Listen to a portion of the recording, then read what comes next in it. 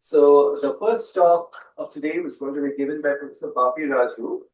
So he's professor and head of computer science lab at IIT Hyderabad, and he was a former professor at School of Computer Information Sciences at University of Hyderabad between 1999 and 2019. And he worked as a researcher at ATL Labs in Kyoto and as an ESRC research fellow at University of Plymouth before returning to India. So his research experience spans a wide range of fields, including AI, machine learning, neural networks, neural and cognitive modeling, and cognitive neuroimaging. He's also currently heading the healthcare vertical in the TFE-funded National Mission for Cyber-Physical System Technology Innovation Hub under IIIT Hyderabad called iHub Data. So it's a pleasure to have Mr. Raju giving a talk on characterizing brain structure-function relationship using graph diffusion approaches. Without any further ado, let me invite Mr. Raju to give his talk. So, Bapi, over to you. Okay, yeah. Thank you, Siddharth. You can hear me still and slides visible in full screen mode, right? Yes. Yeah. So thank you, Siddharth, and the organizers of this workshop on brain dynamics and computation, network neuroscience approach. Yeah, I'm sorry I am unable to come physically, although I planned initially.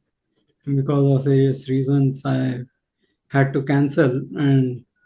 But let's make the best use of the 1 hour that's given. And I thank the organizers for giving me this opportunity.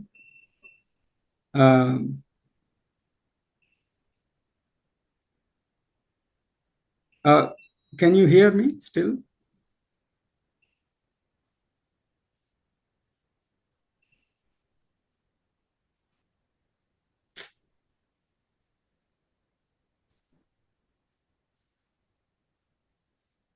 Hello? Yeah, we can hear you. Oh, yeah. Sorry. There was a power cut, so I was not sure. So, yeah, this is the outline of my talk. I'm going to first give you an idea what is structural connectivity, functional connectivity, and state what is this structure to function mapping problem. Then I'll take you through Laplacian operator for graphs and graph diffusion, modeling graph diffusion. And today I'm going to talk about, take you through three ideas. One is a single diffusion kernel model, other is multiple kernel learning model, and the last one is a graph wavelet diffusion. All of these serving the purpose of characterizing the structure to function relationship. Right, I'll end with some future directions. Now, one major development in brain science and neuroscience, cognitive neuroscience, is this discovery of being able to look at investigate function in vivo using what is called functional magnetic resonance imaging. It's not very long ago, right? It is only fMRI has about 20 years history. And so in this brain activation patterns, when participants are engaged either in task related uh, uh, activities or just resting, it is possible to look at the brain function. And the right hand side is what is called bold activity. What you see here is this big magnet in which the participant is wheeled in, and then there is a head coil. You can see there's a head coil that measures activity from the brain. And what is measured is an indirect activity of neural function. The neural activity, electrical activity is not directly available, but since neurons require oxygen for functioning, and the oxygen is supplied by the brain, the blood oxygen changes are surrogate markers of brain function. So that's what is shown here as the at one particular region in the brain, and for so this brain activity at different regions is superimposed to show you how the brain activity changes over time.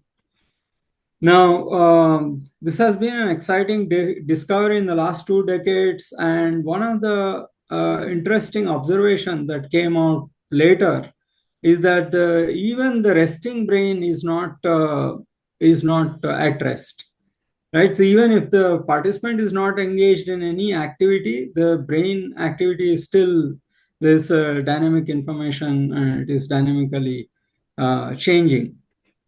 So this resting state functional MRI has become very useful, first discovered around 1995 by an electrical engineer at New Jersey Institute of Technology called Bharat Biswal, who has shown this resting state maps when of motor cortex, when people are not engaged in any activity, motor activity, there is still resting activity. And of course, this phenomenon is not new. It has been known where this is the power spectral picture of the power at different frequencies of this bold response, right? So this the oxygenation changes in the blood. What you see is it captures heart rate at a higher frequency, but there is low frequency activity that this is considered related to a resting state function. Now, this RS fMRI, resting state functional MRI, reveals the intrinsic functional connectivity of the brain. How are different regions connected to one another, and how this mediates function of different cognitive functions, different emotional states of the brain, all of that.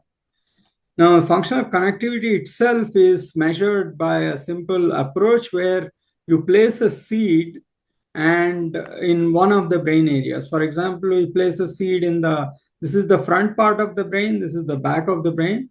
We place the seed somewhere in the parietal sulcus, and we look at what is the activity with reference to this, how are different regions, their activity is changing. So at the seed itself, you have this time variation of the bold signal. As I told you, bold refers to blood oxygenation level dependent signal, which is a surrogate marker of brain function.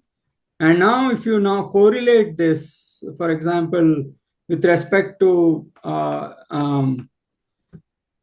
a region, for example, in the left side of the brain, this is the correlation. And you look at some locus. So this is the two time series located, one at this seed region, the other is the target. We are looking at a correlation of these two signals, of these two time series, right? So the correlation varies. It is high in some regions, it's low in some other regions. Now, so this is called seed-based correlation approach. Is a popular approach for empirical analysis of brain function. So what people have done is looked at this kind of once you acquire the resting state data from participants, they could be healthy individuals or patients, and look at how these correlations occur across the brain, and then group them together, cluster them together based on their correlation structures, and they defined what is called resting state networks. These are networks of the brain, and they've given names to these. This is a busy slide, but I just want you to focus on a couple of them to get an idea. A, for example, A is the default mode network, and default mode network is a name given. Let's not worry about what is the meaning of that, but what is more important is it is a distributed collection of regions that all have similar, that all seem to be correlated to one another in the functional correlation space. So such network, this is the it's called the side view. This is the front and this is the back, and this is the medial view, mid sagittal view, and you can see that this activation is spatially distributed. Similarly, this network is called somatomotor network. This is the motor area, and sensory areas are related. This is one other network. And there are language networks. There are some 7 or 8 networks, such networks that have been identified. So now let us look at what is this structure function relationship problem that I was alluding to in my outline. So let's look at the left-hand side. So this is the brain that can be investigated in one of 2 ways or both ways. One is you look at anatomical information from the brain. There is a scanning procedure called diffusion tensor imaging that looks at how the myelin fibers connect different regions of the brain, right? And you can, if this brain is parcellated into certain regions, like n number of regions, you get a n by n matrix where this is a symmetric matrix where each entry in this matrix refers to how well structurally a pair of regions is connected. Right? On the right-hand side, on the other hand, if you do a functional MRI investigation, for example, resting state functional MRI, you measure the bold activity, the time series over a certain period of time. Typical resting state scan lasts for about 8 to 12 minutes. This is the bold changes at different loci, and you look at the pairwise correlations of all of that, and you summarize that in a matrix called functional connectivity matrix, where the entries in this matrix is again a symmetric matrix that each value in this network, in this matrix refers to the correlation. Now you can use whatever type of correlation. You can use Pearson correlation or between 2 time series or Spearman correlation, whatever correlation approach that you use, the correlation value is summarized. In this case, this is a Pearson correlation that values range from -1 to 1. So this is called the FC matrix. This is called the SC matrix. Right, so that's what I summarized here. SC looks at the fiber density of connections across pairs of regions, and FC matrix looks at the correlation between the bold time series signals. Now, one of the major questions in neuroscience is, how does this function arise from structure? This is somewhat analogously posed and from how the phenotype arises from genotype, right? How the function arises from genetic structure. So a similar sort of question is posed by brain scientists. How does function arise from? And another related question is, can you recover structure if you know the functional connectivity? Can you recover the structural connectivity, right? So we look at the first problem. How does FC arise from SC? So this is a repetition slide to emphasize that the structural connectivity matrix looks at fiber connections on pairs of regions, right? So this is these pair of regions. The value denotes normalized fiber density, and here, on the other hand, the functional connectivity between pairs of regions looks at correlation between the time series of those two activations. So this value is correlation coefficient. Okay, this is how we measure connectivity, both structural connectivity and functional connectivity. Now, this is people have looked at how much function can be explained by structure.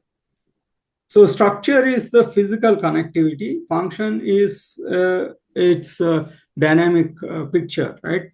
So what this summary, this review paper in Trends in Cognitive Science 2020 says is that let's look at the left side graph. So the functional connectivity, the dark line is that explained by underlying structural connectivity. And the gray line is all the functional connectivity that does not have a direct structural connectivity underneath this function, this functional connectivity. So there is a lot of structure. I mean, there is a lot of function that is not arising from direct structural connectivity, right? So that this relationship between structure and function is not one-to-one, right? The same thing is emphasized on the right-hand side.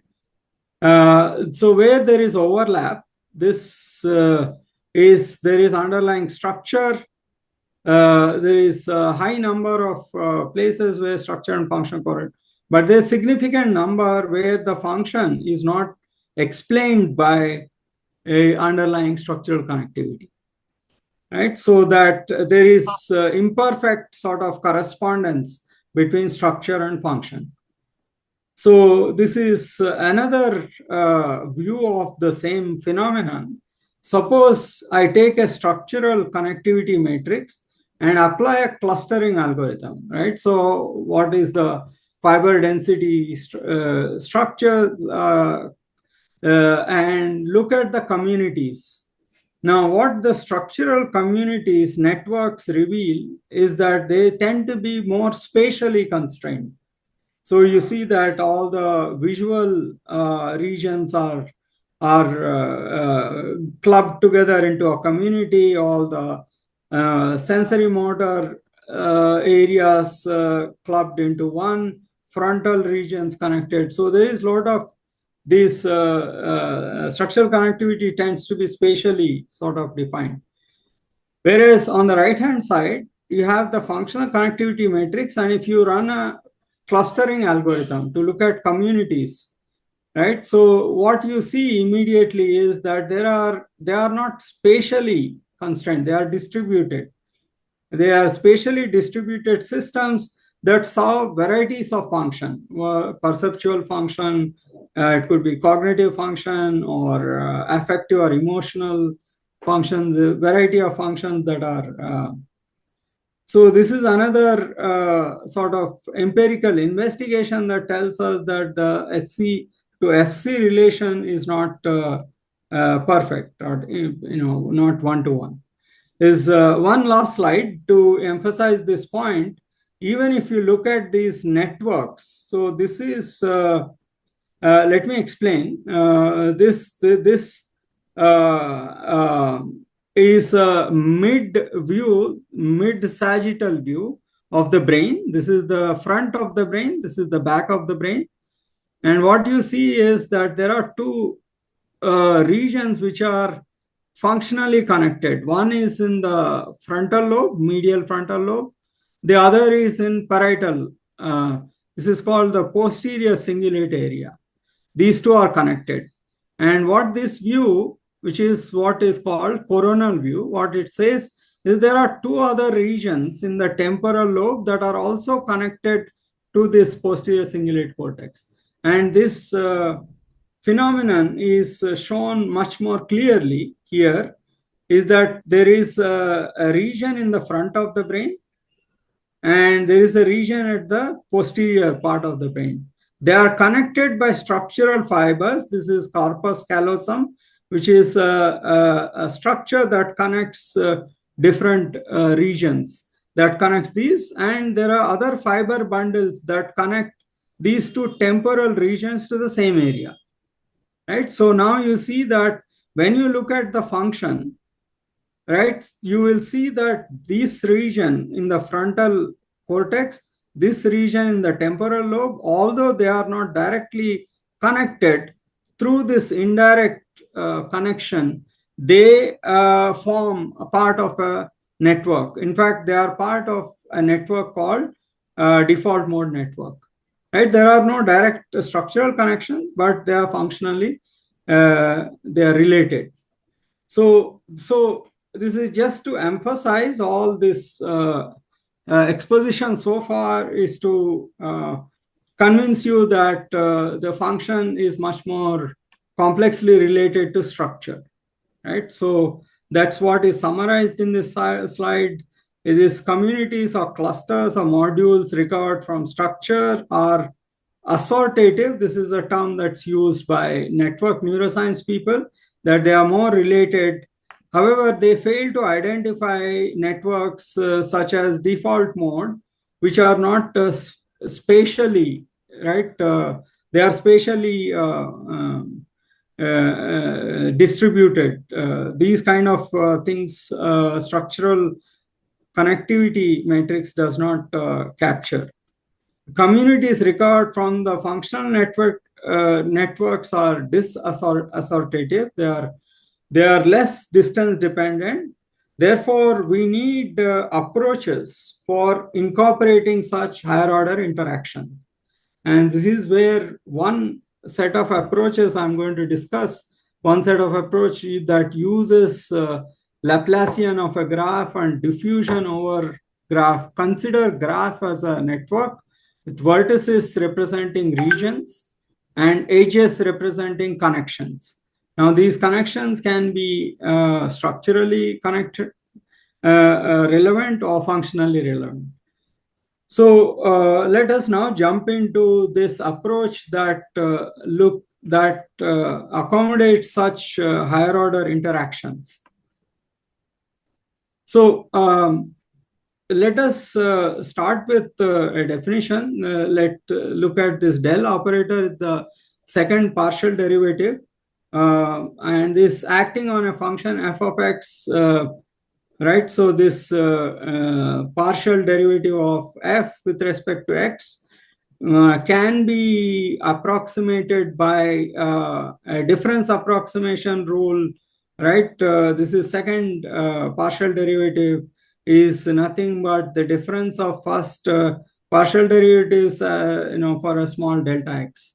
Now I can apply the same rule for f prime x, right? So I use the difference approximation on the first derivative, and then I clean up this. What I see is that this leaves me with f of x plus delta x, f at x plus delta x plus f at x minus delta x minus 2 of f, 2fx, right? So this is the, now if I take delta x to be 1, this approximation depends only on the function values at integer points, right? So now let us consider a graph that has vertices on a real number line at wherever there are integers. The line, the integer points are all the vertices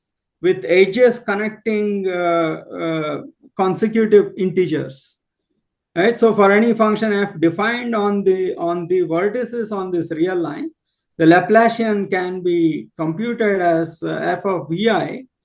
Vi is the vertex at which the Laplacian is computed. It is a function of, it is equal to the value of the function at the node adjacent to it, preceding and succeeding minus the value of the function 2 times the value of the function at that vertex. Right, so this it comes directly from the previous equation with delta x equal to 1. Right, so now I can, this is the equation for any vertex vi. Now the Laplacian can be now represented as I'm showing just one scenario at fvi. At fvi, the value is -2, and fvi minus 1, 1 into fvi minus 1, plus 1 into fvi plus 1, right? So that is this. And so you have this block diagonal structure where on the diagonal you have -2, and the off diagonals, the diagonals close to this have values of 1. Right, so this you can quickly see that this matrix looks like adjacency matrix minus degree matrix. What is the degree of every vertex on this real line? The degree is 2. There are 2 nodes that it is connected to, one preceding it, one succeeding it. Right, so the degree matrix is a diagonal matrix with the degree of every node on the diagonal, which is 2 in this case. And the adjacency matrix, every node has 2 adjacent neighbors. Right, so they have this block diagonal structure. So you can write this Laplacian matrix as a difference of adjacency and degree matrix. Right, so with this sort of adjacency, this kind of Laplacian matrix that looks at the spatial configuration of the graph. In this case, the graph that we are looking at is a brain graph. So one other idea that I want to propose here, that you can actually now decompose this Laplacian matrix using the eigen decomposition of this Laplacian matrix can be written as U V U transpose, where U is the matrix with all the eigenvectors lined up as columns, and V is a diagonal matrix with eigenvalues sitting on the diagonal. So this kind of a decomposition can be done, and there is nice visual interpretation of such spectral decomposition. So we take a SE matrix, right? So remember that SE matrix that we talked about, n by n. This is in fact from a paper by Vandeville, who has done a lot of work on graph signal processing. So 100 human connectome project subjects, 100 data point, 100 samples, and they've taken some parcellation here, n equal to 379 regions. The brain is parcellated into 379 regions. So you have a 379 by 379 SC matrix. Now you apply this eigen decomposition on this. What you see is this is the lowest eigenvalue, where these 376 points are distributed all across the cortex, whereas the subsequent decompositions show you how these independent components, or these principal components, how they look. The first one makes a distinction between the right and left hemispheres. Right. The second, the next component, the second eigen value and eigenvector correspond to an anterior posterior decomposition, right? And more complex as you go up. You have anterior, lateral, diagonal connections, and so this spectral decomposition is a nice way to look at the different structural harmonics that underlie structural connectivity. You can also do this on functional connectivity, and people have done that. And so the next, let us jump into how we characterize the function on this kind of a brain graph. Now we appeal to this famous equation, heat diffusion equation, which relates the heat distribution over time to spatial distribution, right? So this we can exploit this for graph. We can use this to model the function as a diffusion process on a structural brain graph, right? So that so we look at, right? So this if we consider that the right hand side, we put the Laplacian we already derived. This is your second partial is your Laplacian operator and operating on u, Lu. This differential equation can be easily solved if you take delta t to the right hand side and integrate del u with respect to u, and the right hand side Lu dt, right? Lu delta t is integration with respect to time. What you see is the solution for this differential equation is u of t is e raised to minus ls times u, whereas is some integration constant, where it is also called a scale here. E power minus ls is the heat kernel operator, and that operates on the function that tells you how from the initial distribution u of 0, let's say, how the function, how this heat evolves over time. I have a visual of this for easy understanding. Let us say we introduce heat at one node, and how it diffuses over time and space is depicted by this visual. Okay, so now what we want to look at is that we use this kind of a heat kernel to look at network diffusion, right? So, and this is a model that was proposed by Abdul Noor and Ashish Raj in 2014, published in Neuroimage, where they use this idea to propose a graph diffusion model for brain function. And so what the idea here is that at region 1, the activity at region 1, x1, is modeled as using this differential equation minus beta x1t, pairs of regions. So this includes only activity from itself, and it dissipates over time.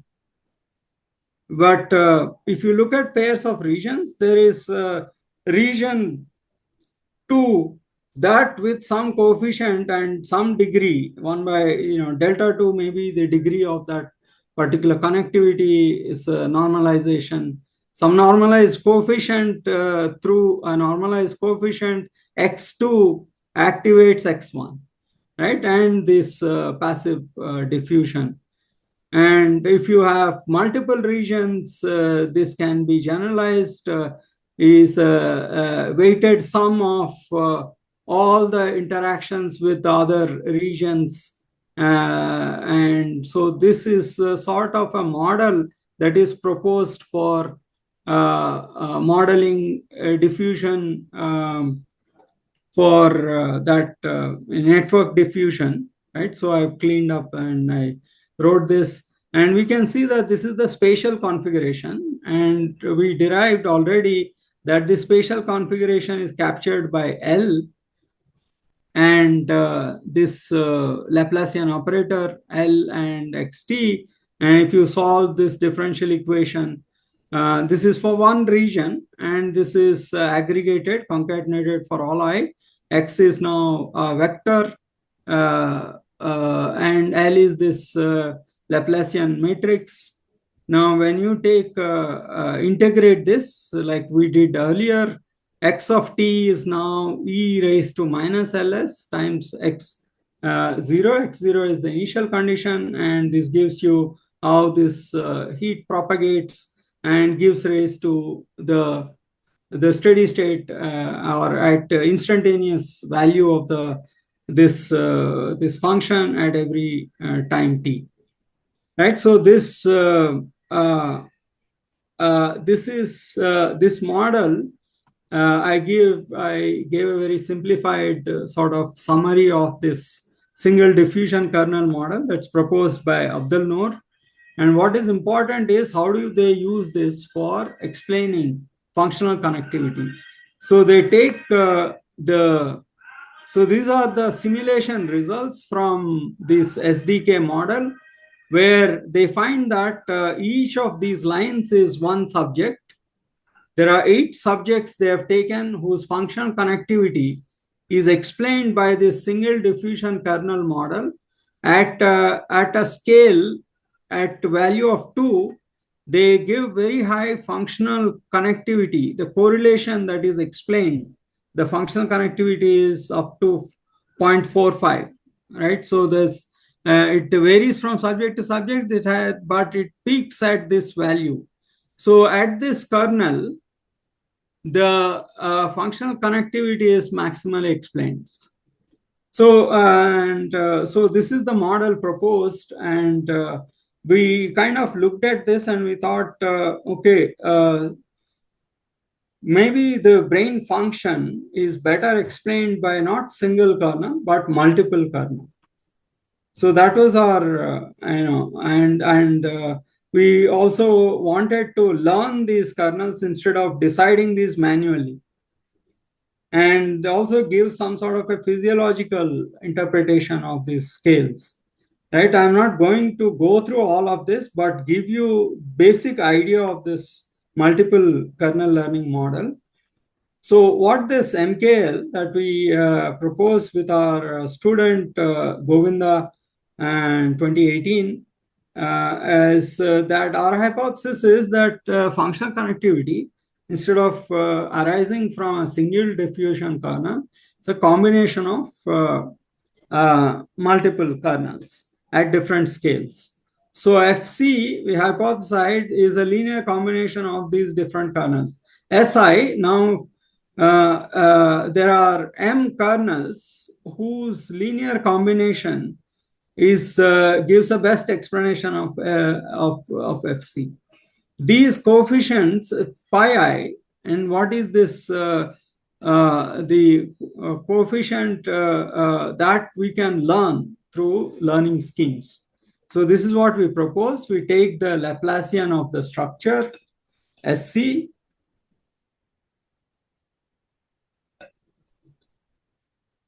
and we define multiple kernels, these heat kernels or diffusion kernels, and then the FC is hypothesized to be linear combination of these heat kernels.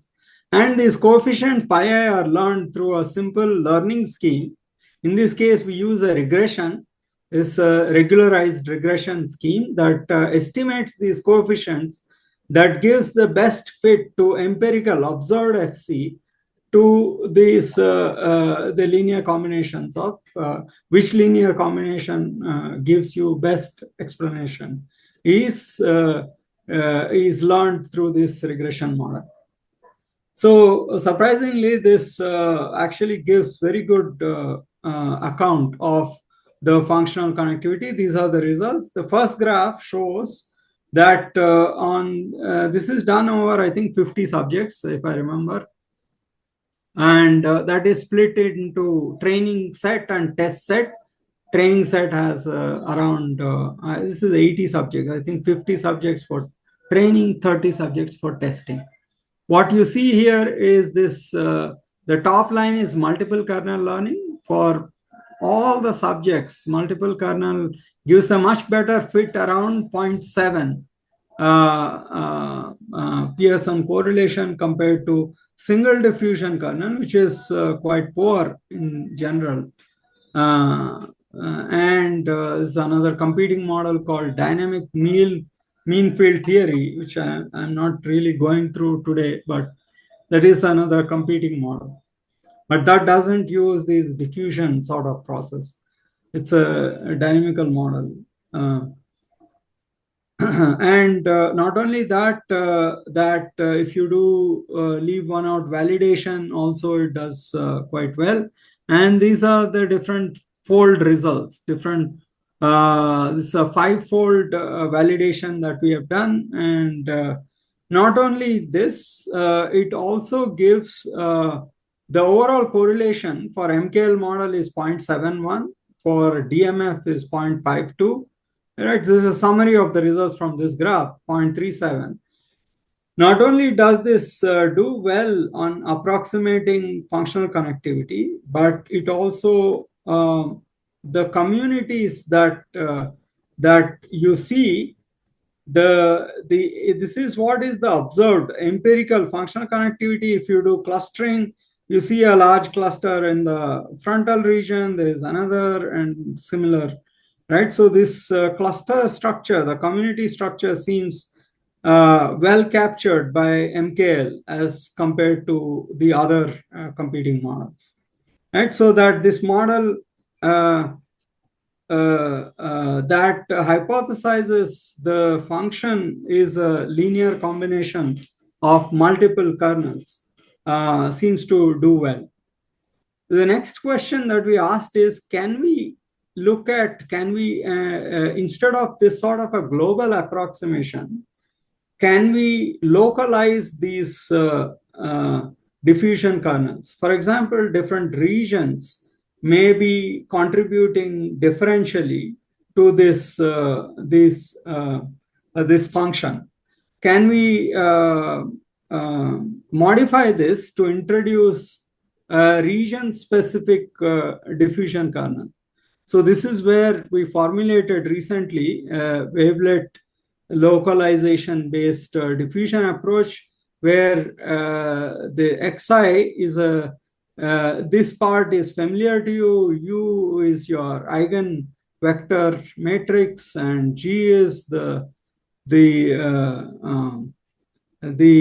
kernel matrix, and delta I is the wavelet localizer, a Dirac delta function at for this region I. And the diffusion kernel overall is a concatenation of all these wavelet kernels at different regions. And when you concatenate that with S, the structural connectivity matrix, and function of this is a good approximation of FC. Of course, you have to learn the coefficients of this linear layer. And so this is a pictorial depiction of this localized kernels. What this picture shows is that this, you are trying to learn a region specific at this region, at this occipital region at the back, what kind of kernel that is more appropriate to look at function of this region, right? So that's what is, so this is the whole proposal. We take the structural connectivity, we compute the Laplacian on the structural connectome, and we have the diffusion kernels like before HI, and the additional thing we introduce is that region-specific wavelet localizers, and we concatenate the combination of this along with structural connectome. Right, so this flatten it, and through a linear layer, we learn mapping to functional connectome, and the coefficients on the linear layer are estimated using mean squared error sort of loss function to estimate the coefficients.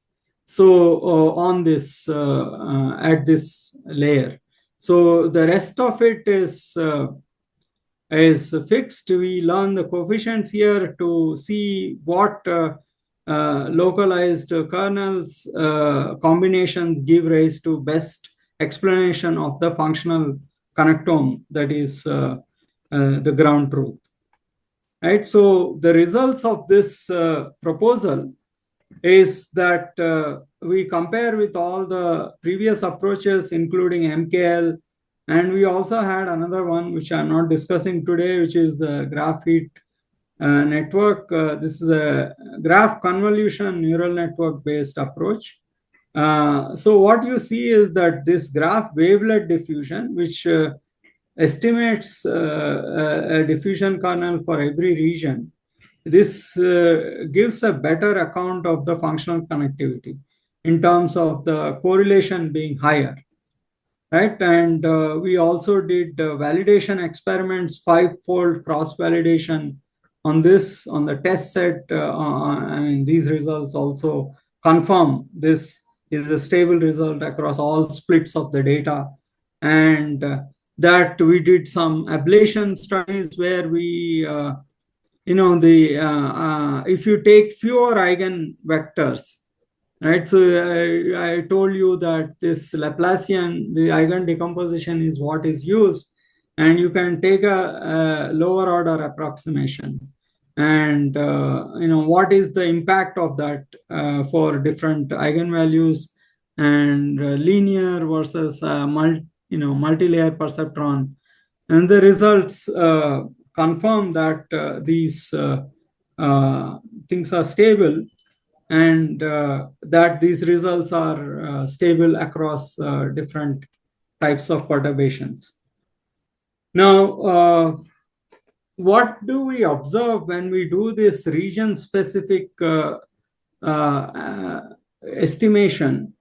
What we see is that the highest kernel is at these regions which are frontal pole and the transverse temporal lobe, right? So, and these happen to be, we know that these are hubs from empirical analysis of the functional connectome. People have seen that there are some regions that have much richer connectivity, and they seem to have very high localized, high connectivity, more global compared to others which have more local diffusion. And similarly, the other question that we asked is, do all the regions that form spatially disparate regions that form a network, do all of them also have similar sort of diffusion kernel value? It turns out, for example, many regions of this default mode network also have similar sort of diffusion, these values, the diffusion scale operating at similar diffusion scales. And we also looked at the whole brain, the left hemisphere, the right hemisphere, and subcortical regions. What are the diffusion scales at which different regions operate? Those regions that have very high diffusion scales, these are operating at a global scale, that seem to relate to hubs of this network. And otherwise, most of the other regions have local diffusion scales or small diffusion scales. And so this is a summary of that. There's a dense, hubs are dense long distance connection to other regions. They happen to be the frontal pole and the transverse temporal lobe. These seem to have, if you sort the diffusion scales, high to low, and these are the large diffusion scales, and these are more local diffusion scales. So all of this is summarized in a recent paper published by my student Chirag in Network Neuroscience that has just come out. Another interesting thing we found is that if you look at the histogram of all the diffusion scales, this histogram looks the good fit with the power law sort of distribution, right? So on the right-hand side, that is emphasized more, is the different diffusion scales, and this seems to be a good fit with an exponent value of 2.04. It's a power law distribution on the scales. And this adds to the various other things we know from empirical data analysis of brain graphs, both structural brain graph and functional brain graph, where, for example, the degree distributions, all of these, the connectivity value distributions, all of them seem to follow some sort of a power law. And what we are now adding is even the scales of diffusion seem to also obey some sort of a power law on this brain graph. Right? To summarize, what I have described today is how spectral graph theory is an important tool in network neuroscience, which enables us to capture higher order interactions that allow us to resolve some of the discordances that we observe between the structure and function. That I took a long time to sort of convince you that there is more function than structure can directly explain. And how do we model this sort of relationship? And this spectrograph theory seems to be one nice tool for allowing that, and also for looking at networks, not just regional activations, but these brain networks can be understood using general graph algorithms, which I have not presented here. Today's graph neural networks can also be gainfully used to understand the brain networks. Some of the future directions which we are exploring, but there's a lot more work that can be done, is can we use this to look at healthy aging? Aging is an interesting phenomenon where the natural death of neurons as the brain ages is a natural phenomenon. And so the question that arises is, how do some of the functions remain stable in the face of this decline in structure? And it is not that as you age, everything goes down, right? Some of the functions, while you are slower in your reaction time, sensory motor reaction is slower, but some of the functions remain stable. For example, your ability to process semantic decisions, semantic judgments, meaning of sentences, and all the semantic tasks, language tasks, they seem to be stable or better as you age. So, what is the reorganization that happens in the brain? Can we explain that through some sort of a model characterization, disease characterization? Right? In neurodegeneration, there is a pathological change in the brain. Can you explain how the degradation leads to degradation in function in a sort of mechanistic way? And task related, all I discussed so far today is all resting state functional MRI, where the participants are not engaged in any task, but you put them through a task which emphasizes a particular region. You should see reorganization of functional activity or functional connectivity to that particular task that you're doing. For example, if you're doing a language task, language regions are more connected during the task, and the rest of the networks are de-emphasized. So that task-based analysis is also interesting.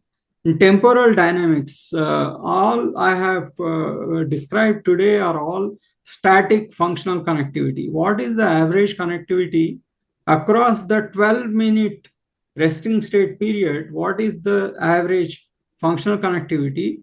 And can we approximate this? And can we see how it is related to structure?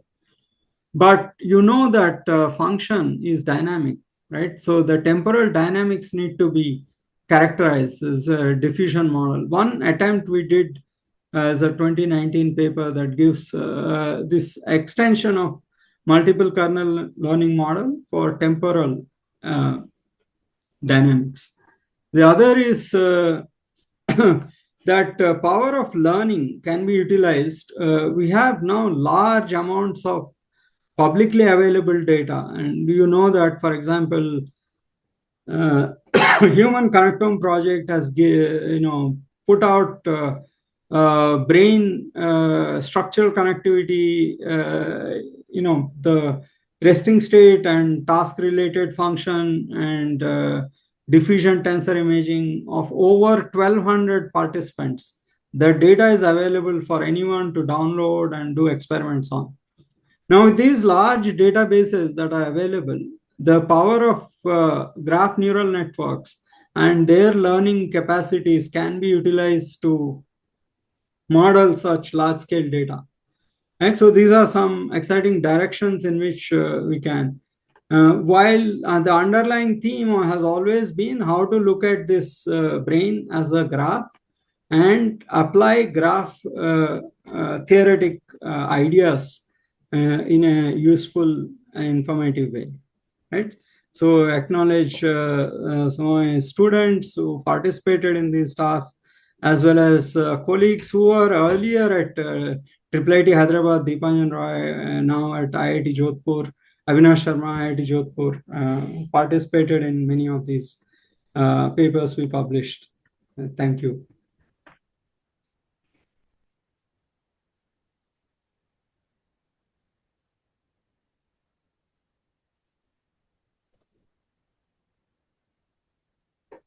So Bobby, this looks extremely interesting because a former PhD student of mine, Anand, was working with the human brain connectome, as in like looking at the network of brain regions. So this is from a data set.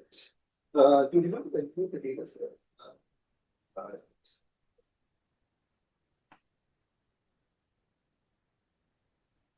Yeah. So yeah, also, I guess I saw some work with Nitin Williams, who is also part of earlier part of a large such initiative. I think the participants would be curious to know that there is a large data set on aging.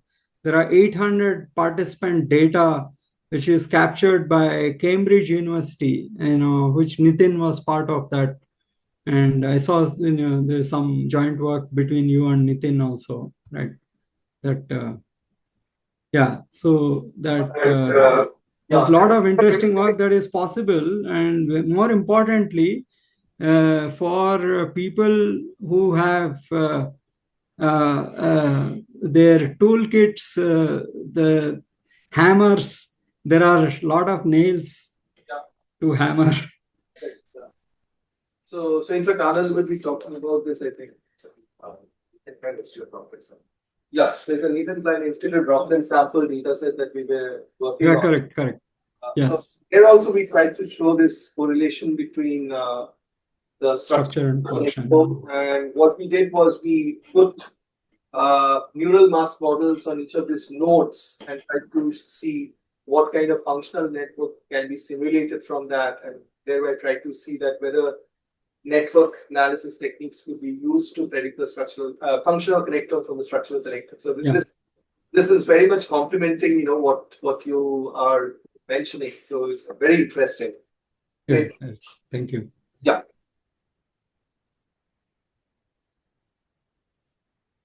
Yeah, hello, sir. Nice talk. So I just wanted to ask you that you are mentioning about the structural decomposition from that Payne's paper. They find that geometry is a constant for structure function coupling. So do they have any, do we have any other constant for structure function coupling? Any other constraints? Like they have mentioned about this geometry is one of the constant for this structure is coupled with function. Geometry is one of the constraint for predicting the function. Right.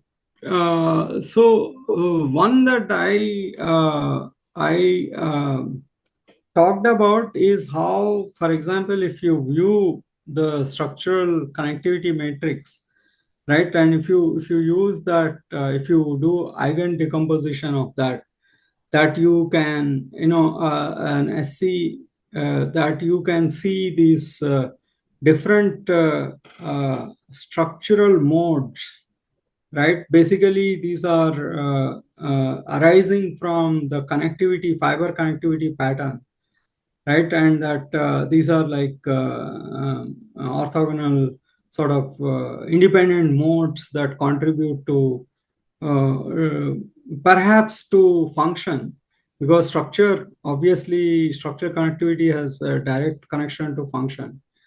So that is one other way to investigate the structure to function coupling.